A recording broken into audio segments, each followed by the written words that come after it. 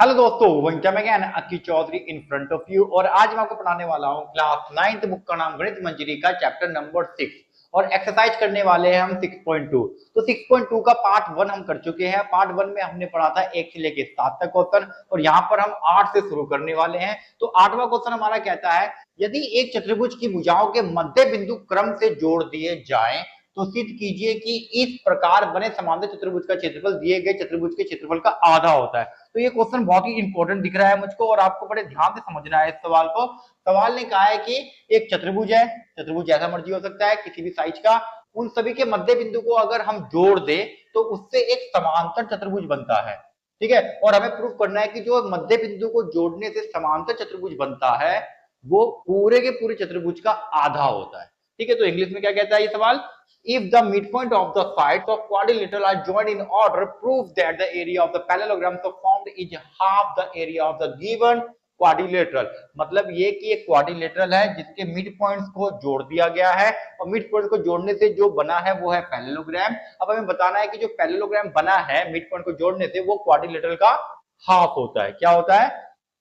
Half होता है। तो सबसे पहले इसका हम बनाते हैं चित्र और ये सवाल थोड़ा सा लेंथी होने वाला है तो लेंथी क्वेश्चन से डरना नहीं है आपको। आप जैसे मर्जी बना सकते हो, ठीक है, क्योंकि उसने कुछ भी कंडीशन नहीं दी है चतुर्भुज कैसा है। अब यहां पर देंगे, यहां पर ध्यान देंगे कि इसका मध्य बिंदु है हमारे पास। मध्य बिंदु मान लेते हैं ये रहा, ये रहा, ये रहा और ये रहा। इसको नाम देते हैं पी क्यू आर एस। ठीक है, और इसके मध्य बिंदु को मिलाते हैं हम। मध्य बिंदु से बन रहा है समांतर चतुर्भुज। पहले ही हमें बता रखा है कि समांतर चतुर्भुज बनेगा, लगभग ये समांतर चतुर्भुज ही है। अब हमें प्रूफ करना है कि ये जो समांतर चतुर्भुज बना है डी, ठीक है, तो एबीसीडी इस तरीके से नाम दे दिया। ये जो एबीसीडी बना है ये पूरे चतुर्भुज का हाफ है। क्या प्रूफ करना है हमें? ये जो एबीसीडी समांतर चतुर्भुज छोटा चतुर्भुज जो है ये पूरे चतुर्भुज का हाफ है, मतलब ये क्वाड्रिलेटरल पूरे का हाफ है। तो हमें प्रूफ करना है, हमें प्रूफ करना है A B C D half है पी क्यू आर एस का। ठीक है, तो ये चीज हमें प्रूफ करनी है। और अब देखो हमें ये सिद्ध करना है। ठीक है, अब इसके अंदर थोड़ा सा आप ध्यान देंगे, इसको सिद्ध करने से पहले ठीक है आपको एक मिड पॉइंट थ्योरम के बारे में समझना है।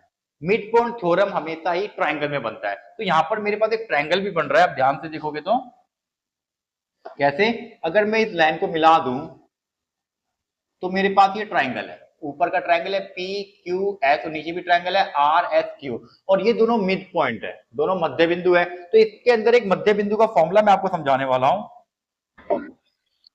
तो मध्य बिंदु का फॉर्मूला देखो क्या होता है, अगर किसी भी ट्राइंगल के अंदर, ट्राइंगल जैसा मर्जी हो सकता है, अगर किसी भी ट्राइंगल में ये मध्य बिंदु है, ध्यान देना बच्चों, ये अगर मध्य बिंदु है, मध्य बिंदु को अगर हम जोड़ दे तो हमेशा ही मध्य बिंदु का नाम मैं एम एन दे देता हूं, कुछ भी समझाना है आपको। और ध्यान देना पहले 9th क्लास में ये मध्य बिंदु पर में पेपर में आया करती थी 3 से 4 नंबर में और कई बार पेपर में आ चुका है, लेकिन इस साल बुक चेंज हो गई है 2026 में, तो इससे रिलेटेड में हमारे क्वेश्चंस आए हुए हैं। तो ये बहुत इंपॉर्टेंट पर में होती थी पहले। ठीक है, तो ये मध्य बिंदु जो है, अगर ये मध्य बिंदु है तो एम और एम एन जो है वो समानांतर होगा बीसी के। समानांतर का मतलब पैरेलल होगा, पहली बात तो ये आपको याद रखनी है। दूसरी एम एन जो, अगर ये मध्य बिंदु है तो ये इस वाली साइड का मतलब इसके सामने जो भुजा है उसका आधा हो, ये बात हमेशा आपको याद रखनी है, इसकी हमें जरूरत पड़ने वाली है। अब एक चीज और ध्यान दो, इसके अंदर थोड़ा सा और मैं एक्स्ट्रा बताना चाहूंगा जो अभी हमें जरूरत पड़ने वाली है। अगर एम मध्य बिंदु है तो मतलब ए एम, जो ए एम है ऊपर वाला, ये पूरे के पूरे ए बी का आधा होगा। ठीक है, यहां पर ए एन जो है ये पूरे ए सी का आधा होगा।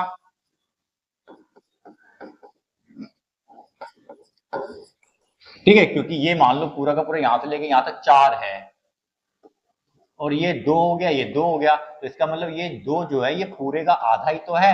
ठीक है, तो आधा होगा। उसी तरीके से एम एन जो है बीसी का आधा, पहले ही मैं बता चुका हूं आपको, ये तो होता ही है मध्य बिंदु के अंदर। सोचो, जब ये छोटी वाली भुजा इस बड़े भुजा के आधी है, ये छोटी वाली भुजा इस बड़ी भुजा की आधी है, ये छोटी वाली भुजा इस बड़े भुजा की आधी है, मतलब इस छोटे ट्रायंगल के तीनों पार्ट्स बड़े ट्रायंगल के तीनों पार्ट्स के आधे हैं। तो क्या मैं इसका हाइट अगर बना दूं तो इसको मैं नाम दे देता हूं पी क्यू। तो क्या ये एपी ए क्यू का आधा होगा? जी बिल्कुल होगा। याद रखना जो इसकी हाइट है एपी, ये वाली हाइट एपी, ये ए क्यू का आधा होगा।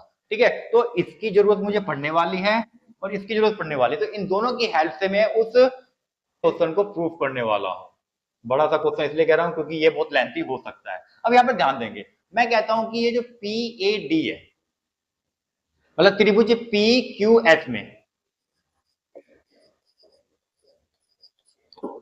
In triangle P Q S, ठीक है, in triangle P Q S A और डी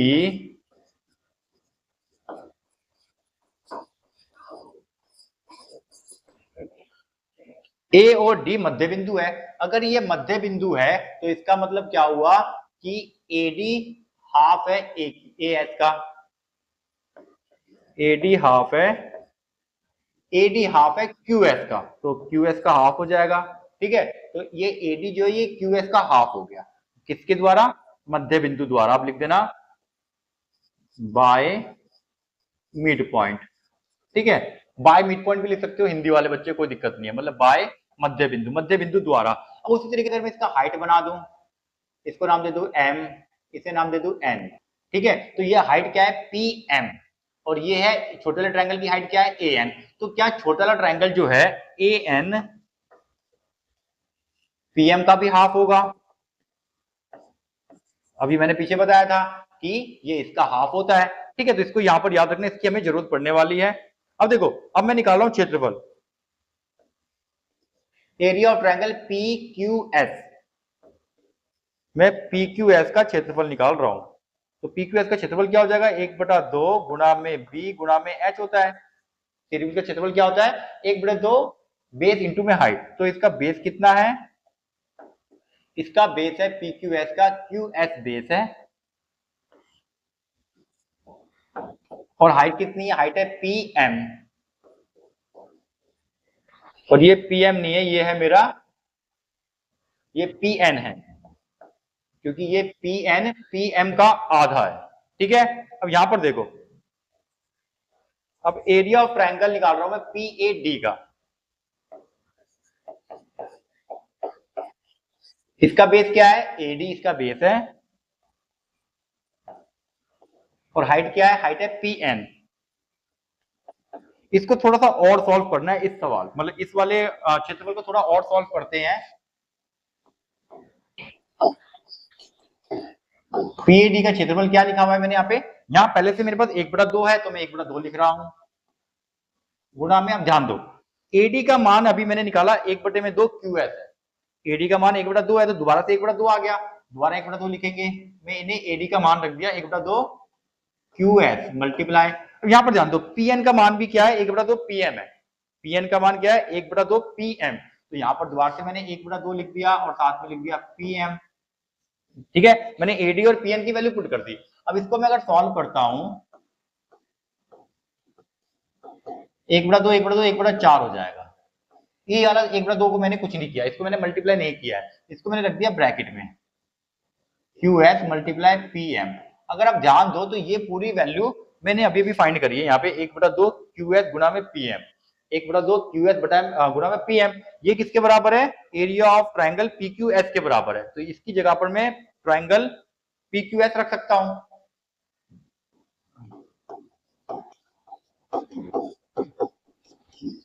मैंने एच की जगह पे रख दिया area of triangle P Q S.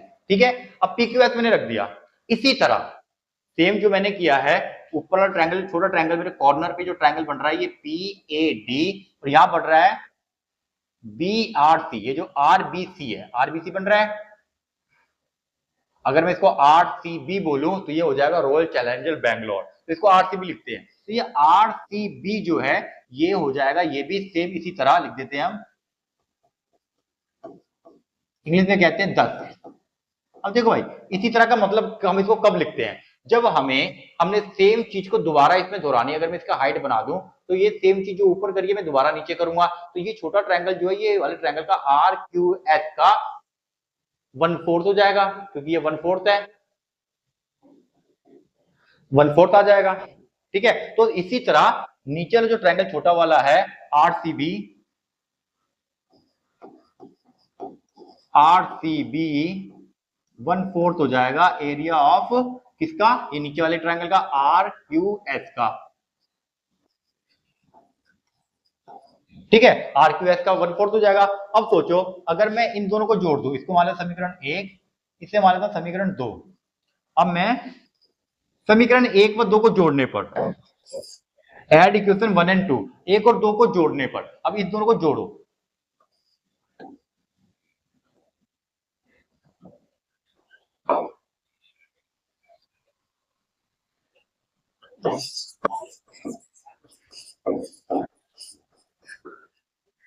Area of triangle PAD के साथ जोड़ूंगा मैं area of triangle RCB, triangle RCB जोड़ दिया। अब जोड़ने पर जो मेरा आएगा वो मैं इस तरफ लिख रहा हूं, इसके साथ क्या है, 1/4 है area of triangle P Q S, जमा जोड़ रहा हूं मैं इस वाले को इस वाले के साथ, तो ये दोबारा से 1/4 है area of triangle R Q S. ठीक है, इन दोनों को जोड़ दिया, दोनों इक्वल में चल रहे हैं। अब मैं इन दोनों को जोड़ता हूं, सोचो area of triangle P A D, area of triangle R C B. अगर मैं इन दोनों को जोड़ता हूं तो 1/4 पहले बाहर ले लेता हूं मैं, 1/4 बाहर आ जाएगा, ब्रैकेट में क्या हो जाएगा, यहां पर बच जाएगा triangle P Q S plus R Q S, P Q S, P Q S और आर क्यू एस। अब सोचो यहां पर मेरे पास है area of triangle P A D जमा area of triangle R C B equal to 1/4। अब इन दोनों को जोड़ना है मुझे, पी क्यू एस और आर क्यू एस को। देखो पी क्यू एस ऊपर वाला ट्राइंगल, आर क्यू एस नीचे वाला ट्राइंगल, जी पूरा ऊपर वाला ट्राइंगल और नीचे वाला ट्राइंगल को जोड़ेंगे तो पूरा का पूरा पी क्यू आर एस मिलेगा। ध्यान दो, ये ट्राइंगल और ये ट्राइंगल दोनों को जोड़ेंगे तो मुझे पूरा पी क्यू आर एस मिलेगा, तो 1/4 area of P Q R S. समझ में आ गया, कोई दिक्कत नहीं है। इसी तरह इसको मान लेते हैं समीकरण 3, यहां पर लिखते हैं इसी तरह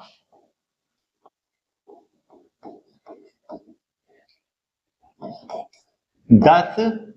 अब देखो यहां पर जो दो ट्राइंगल है मेरे पास, ये 1/4 पी क्यू आर एस का हो गया, मतलब पूरे का 1/4 हो गया। ठीक है, पूरे का। अब सोचो ये जो ट्राइंगल है H C D, H C D और ये जो कोने में है क्यू ए बी, इन दोनों को जोड़ो तो ये भी पूरे हाफ, पूरे का 1/4 हो जाएगा, 1/4 हो जाएगा। मतलब जैसे ये दोनों कॉर्नर को जोड़ने पर पूरे का 1/4 हो गया, तो ये दोनों कॉर्नर को जोड़ने पर भी तो 1/4 होगा। क्यों होगा, क्योंकि सबके सब तो मध्य बिंदु ही है, मिड पॉइंट है। तो क्या लिखेंगे, Q C D area of triangle Q C D plus area of triangle क्या नाम है, Q A B, Q A B ये हो जाएगा 1/4 पूरे का area of triangle P Q R S का। ठीक है, इसको मान लेते हैं समीकरण 4। अब ध्यान दो, तो ये समीकरण 3 और समीकरण 4 आ गया। अब मैं समीकरण 3 और समीकरण 4 को जोड़ूंगा। ठीक है, इससे क्या होगा, ये चारों कॉर्नर एक साथ आ जाएंगे, ये दोनों कॉर्नर इसके पास है और ये दोनों कॉर्नर इसके पास है। अब मैं चारों को जोड़ूंगा तो ये चारों के चारों कॉर्नर जो है एक साथ हो जाएंगे, तो हमें एक साथ करना है चारों कॉर्नर का। ठीक है, तो एरिया ऑफ ट्राइंगल यहां पर क्या है, पीएडी जमा एरिया ऑफ ट्राइंगल, फिर क्या है, RCB royal challenger Bangalore plus area of triangle QCD plus area of triangle, ये इसके आगे का मैं यहां लिख रहा हूं, एरिया ऑफ ट्राइंगल क्यूएबी। चारों कॉर्नर साथ आ गए, इक्वल टू में आ जाएगा, 1/4 इसके पास भी है, 1/4 इसके पास भी है, बाहर ले लेता हूं मैं, अंदर बच जाएगा area P Q R S जमा area P Q R S. ठीक है, एरिया को मैं नहीं लिख रहा हूं, मैं एरिया को हटा रहा हूं, यहाँ पे पी क्यू आर एस जमा पी क्यू आर एस। ठीक है, समझ में आ गया, तो ये भी पी क्यू आर एस है, ये भी पी क्यू आर एस है, दोनों के दोनों जुड़ गए। अब ये चारों कॉर्नर एक साथ है, मतलब मैं चारों कॉर्नर को क्या लिखता हूं, चारों कोनों का क्षेत्रफल, कॉर्नर। तो एरिया ऑफ 4 कॉर्नर्स हो गया भाई हमारे पास। क्या हो गया एरिया ऑफ 4 कॉर्नर्स? ये 1/4 है बच्चे, क्योंकि मैंने 1/4 कॉमन लिया था, 1/4। और ब्रैकेट में अगर इन दोनों को जोड़ूंगा तो ये हो जाएगा 2PQRS, और ये मेरा आ जाएगा, कट गया, ये मेरा आ गया 1/2 PQRS। ठीक है, 1/2 PQRS आ गया, मतलब चारों कोणों का जो एरिया है वो PQRS का आधा है। लेकिन मुझे प्रूफ क्या करना है, मुझे तो बीच वाला प्रूफ करना है ना, ABCD। सोचो अगर मुझे ABCD निकालना है, ये अगर मैं इस पूरे में से चारों कोणों को माइनस कर दूं, मतलब PQRS में से अगर ये चारों कोणों को माइनस कर दूं तो बीच वाला बच जाएगा। तो मैं निकालता हूं एरिया ऑफ ABCD। ठीक है, एरिया ऑफ ABCD, तो एरिया ऑफ ABCD जो होगा पूरे PQRS में से, PQRS में से मैं क्या माइनस कर दूंगा, चारों कॉर्नर माइनस कर दूंगा, चार कोने, चार कोने मतलब 4 कॉर्नर्स, 4 कॉर्नर्स माइनस कर रहा हूं। अब ध्यान दो, यहाँ पे मुझे एरिया ऑफ एबीसीडी निकालना है, एरिया एबीसीडी मेरे को ये प्रूफ करना है। तो यहाँ पे ऑलरेडी PQRS तो है, इसमें से माइनस कर दूंगा चारों कोने। अब चारों कोणों का जो क्षेत्रफल आया था वो कितना आया था, 1/2 PQRS।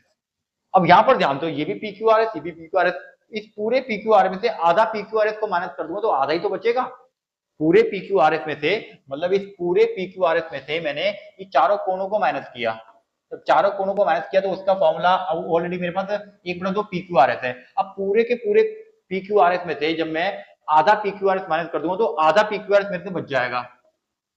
ठीक है, पूरे में से आधा माइनस हो गया तो आधा दोबारा बच गया। और ध्यान दो, एरिया ऑफ एबीसीडी क्या आ गया मेरे पास, एरिया ऑफ एबीसीडी आ गया मेरे पास एरिया ऑफ हाफ PQRS। तो इस प्रकार से हमारा ये होता है प्रूफ। क्वेश्चन भले ही आपको मुश्किल लगेगा, ठीक है, लेकिन प्रैक्टिस करोगे तो बड़ा आसान लगेगा। और ऐसे क्वेश्चनों की प्रैक्टिस आप 9th क्लास में करो जिससे कि 10th क्लास आपकी बड़ी आसान लगने लग जाए। ठीक है, बहुत इंपॉर्टेंट है। और इसका जो लास्ट क्वेश्चन है वही बहुत इंपॉर्टेंट है, लास्ट क्वेश्चन जो है इसका बहुत इंपॉर्टेंट है। और अब हम करेंगे नेक्स्ट क्वेश्चन। तो नेक्स्ट क्वेश्चन क्या कहता है हमारा, नेक्स्ट क्वेश्चन कहता है ABC, ट्राइंगल ABC BC का मध्य बिंदु है। सबसे पहले तो मैं आपको बना के दिखाता हूं, ABC, ठीक है, BC का मध्य बिंदु है, कौन है BC का मध्य बिंदु, D है। क्या लिखा हुआ है, in triangle ABC D is a mid point of BC, BC का मध्य बिंदु है। माध्यिका AD खींची गई, माध्यिका AD खींची थी भाई हमने, ये मध्य बिंदु है मान लो, ये अगर माध्यिका है, ठीक है, तो माध्यिका AD खींची गई और बिंदु P, मतलब बिंदु P रेखाखंड AD पर स्थित है, कोई बिंदु है P। ठीक है, यहां पर ध्यान देंगे, AD is a median, let P be any point on the line segment AD, AD के ऊपर P कोई पॉइंट है। प्रूफ करो कि ABP, ये वाला ट्रायंगल, ये वाला triangle is equal to area ACP, मतलब ये वाला ट्रायंगल ACP के बराबर है। तो ACP इसके बराबर है, ये प्रूफ करना है हमें। तो यहां पर आपको दिख रहा होगा AB, ये A है, ये B है, ये C है। तो ये वाला जो ग्रीन पार्ट है ये रेड पार्ट के बराबर करना है हमें। ठीक है, तो इन दोनों को बराबर करना है। यहां पर मैंने दोबारा से आपके सामने आ चुका है ये। अब हमें प्रूफ क्या करना है, हमें टू प्रूफ, मतलब प्रूफ करना है ABP, ट्रायंगल ABP बराबर है ट्रायंगल ACP, ग्रीन और रेड को प्रूफ करना है ACP। ठीक है, ये चीजें हमें प्रूफ करनी है बच्चे। ठीक है, इसको प्रूफ करने के लिए आपको फिर से एक छोटी सी बात याद रखनी है मध्य बिंदु के बारे में। आई थिंक मैंने लास्ट क्लास में भी, लास्ट वीडियो में भी बता रखा है, अगर कोई ट्रायंगल हो और ये इसका मध्यिका हो, क्या हो, माध्यिका हो, मतलब मीडियन हो, तो ये वाला ट्रायंगल इस ट्रायंगल के बराबर होगा। याद रखना, ये जो मीडियन होता है दोनों ट्रायंगल्स को इक्वल पार्ट में डिवाइड कर देता है। ठीक है, मीडियन दोनों पार्ट को डिवाइड कर देता है। ठीक है, तो यहां पर ध्यान देंगे, तो इसका मतलब क्या हुआ, AD इज अ मीडियन, लिख दो, सॉल्यूशन कर रहा हूं मैं अब। एडी माध्यिका है, एडी मीडियन है, तो इसका मतलब ए बी डी। यहां पे क्षेत्रफल लिख देना आप, area of triangle A B D बराबर हो जाएगा area of triangle A C D. ठीक है, इसको मान लेते हैं समीकरण 1। अब देखो यहाँ पे अगर मैं एक छोटे ट्रायंगल में बात करूं पीबीसी में, तो ये अभी भी तो मध्यिका ही है, ऊपर वाले तक मध्यिका थी, तो यहां से भी तो ये माध्यिका ही है, पीडी जो मीडियन। तो पीबीसी में, इन ट्रायंगल पीबीसी, और ये था इन ट्रायंगल एबीसी, ये पूरे में ही था। ठीक है, पीबीसी में क्या मिलेगा मुझे, पीबीसी में पीडी माध्यिका है, लिख देंगे पीडी माध्यिका है। अगर पीडी माध्यिका है तो इसका मतलब पीबीडी,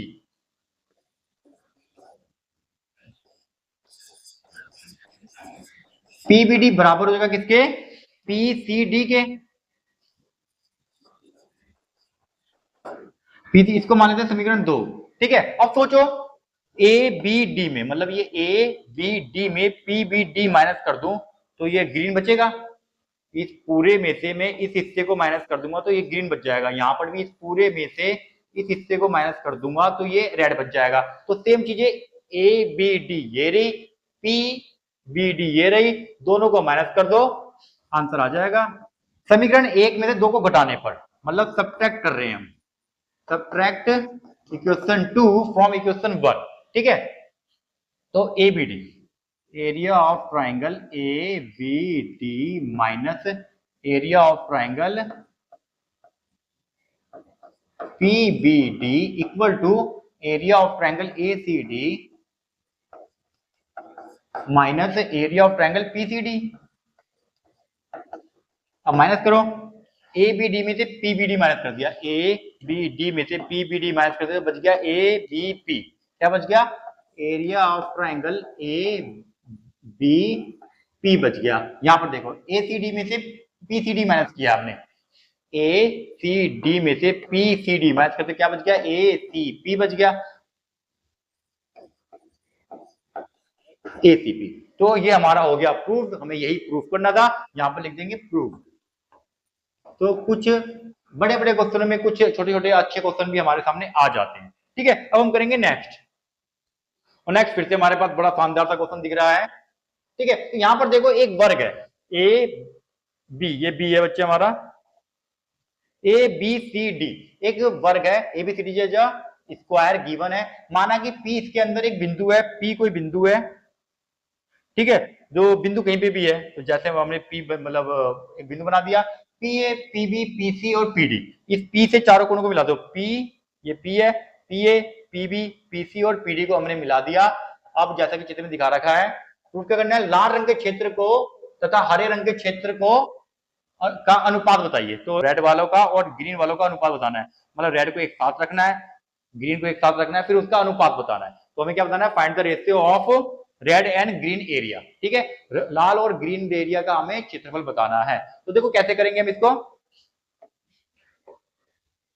सबसे पहले देखो इसके अंदर मैं एक विकर्ण बना, मतलब एक लाइन खींच रहा हूं यहां से, और मैंने यहां से एक लाइन खींच दी। ठीक है, इस लाइन को खींचने से क्या मिलने वाला है वो ध्यान देना। ठीक है, मैंने आपको एक बात और बताई थी, एक बात और बताई थी। अब तुम सोच रहे होगे यार मैं हर क्वेश्चन में कोई ना कोई एक बात बता रहा हूं, तो हुआ क्या है आपके इस चैप्टर के साथ, इस चैप्टर में आपके क्वेश्चन तो आ गए, और हर क्वेश्चन के साथ में एक नई प्रॉपर्टी भी आई है। तो वो प्रॉपर्टी अगर आपको याद नहीं हुई और आपको पता नहीं हुई तो ये सवाल आपसे कभी सॉल्व ही नहीं होंगे। तो हर सवाल के साथ जो बता रहा हूं वो एक प्रॉपर्टी है, उस प्रॉपर्टी को आपको याद रखनी है। मतलब मान लो कि मेरे पास अगर कोई चतुर्भुज है, चाहे वो वर्ग हो, चाहे वो आयत हो, चाहे वो पैरेललोग्राम हो, मतलब समांतर चतुर्भुज हो, कुछ भी हो, मतलब कुछ भी हो, इसके अंदर अगर ट्रायंगल बन गया इन केस कुछ ऐसे, तो याद रखना ए बी सी, इसको ए नाम मत दो, इसको दे दो ए बी सी डी, इसको मान लो पी। तो ये जो ट्रायंगल बना ना, इसका एरिया पी बी सी का एरिया पूरे का आधा होता है, ए बी सी का आधा होता है। ठीक है, ए बी सी डी का। तो ये ट्रायंगल चतुर्भुज का आधा होता है, लेकिन कब होता है, जब एक ही आधार पर दोनों बने हुए हों। क्या बोला मैंने, इसी आधार पर हमारा चतुर्भुज भी बना हुआ है, क्वाड्रिलेटरल बना हुआ है, और इसी आधार पे हमारा ट्रायंगल भी बना हुआ है, मतलब एक ही आधार पर हमारे दोनों बने हुए हो। तो इसको क्या लिखते हैं, समान आधार व समांतर रेखा के बीच में हो। अब ये रेखा है ना, इसी को टच करने वाली हो, ये नहीं कि बीच में टच कर रही है, इसी पे टच करनी चाहिए, समान रेखा मतलब समांतर रेखाओं के बीच हो। ये प्रॉपर्टी आपको याद रखनी है, ठीक है।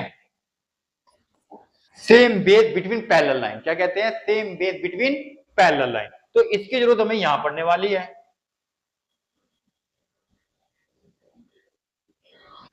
ठीक है। तो हमें लाल और ग्रीन का अनुपात निकालना है, याद रखना है आपको। अब यहां पर देखो मैं सॉल्व करता हूं।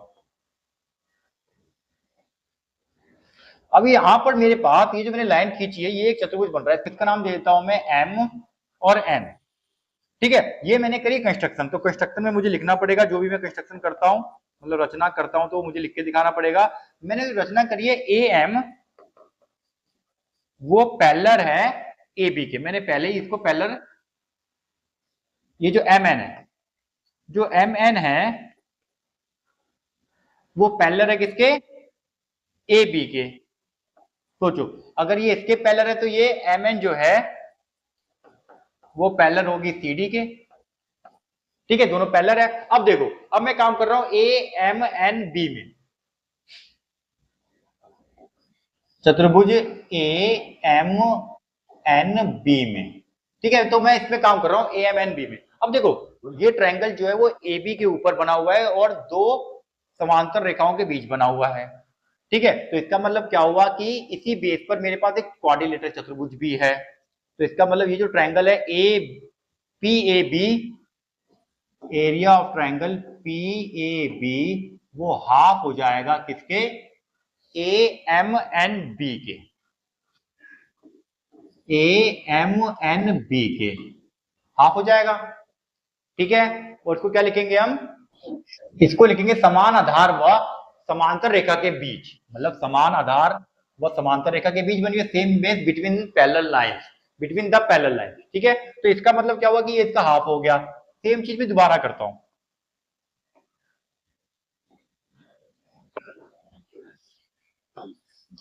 अब ये यहां पर देखो, यहां पर किसमें काम कर रहा हूं मैं, quadrilateral C D M N में काम कर रहा हूं, सी डी एम एन में, ठीक है। तो यहां पर मुझे क्या मिल रहा है, पी सी डी जो है, P C D area of triangle P C D one half हो जाएगा किसके, इस पूरे चतुर्भुज के, क्योंकि ये भी सेम बेस है, इसी बेस पे ट्राइंगल बन रहा है, इसी बेस पे चतुर्भुज बन रहा है, तो इसका ये पूरे का पूरा हाफ हो जाएगा। क्या हो जाएगा, half C D M N के हाफ हो जाएगा, सी डी एम एन। और यहां पर भी मुझे सेम लिखना पड़ेगा यही,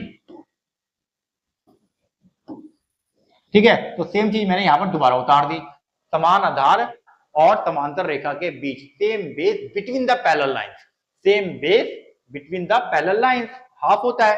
अब इन दोनों को मैं जोड़ देता हूं, इसको मानता हूं समीकरण 1, इसको मानता हूं समीकरण 2, ठीक है। एड 1 एंड 2, हिंदी में समीकरण 1 व समीकरण 2 को जोड़ने पर, इन दोनों को जोड़ो, A R P A B plus area of triangle P C D equal to 1/2 इसके पास है, दोनों को बाहर निकाल लेता हूं, यहां बच जाएगा A M N B plus यहां बच जाएगा सी डी एम एन। अब फिर से सोचो, जब इन दोनों को जोड़ा, मतलब ये area of triangle P A B plus area of triangle P C D one half A M N B, क्या है, ए एम एन बी, ये पूरा बन गया। यहां पर C D M N, C D M N, अब जब इन दोनों को जोड़ूंगा तो पूरा का पूरा बन गया ना, ए बी सी डी पूरा बन गया, ए बी सी डी। अब यहां पर आपको ध्यान देना है कि ये जो पी ए बी है, पी ए बी ये रेड है, और यहां पर जो पी सी डी है, पी सी डी, ये जो पी सी डी है ये भी रेड है, तो रेड वाले का एरिया जो है वो पूरे का हाफ है, ठीक है। लाल रंग। और सवाल में अगर ध्यान दो तो सवाल में इसने कहा था what is the ratio of area of red region. तो रेड रीजन का है तो रेड रीजन लिखेंगे, और हिंदी में क्या है, लाल रंग का क्षेत्र। लाल रंग का क्षेत्र, तो हम इसको सेम यही लिख देते हैं, लाल रंग का क्षेत्र। मतलब रेड रीजन का क्षेत्रफल क्या आ गया, 1/2 ABCD आ गया। ठीक है, तो ये 1/2 ABCD आ गया। अब यहां पर ध्यान देंगे, अब इसी तरह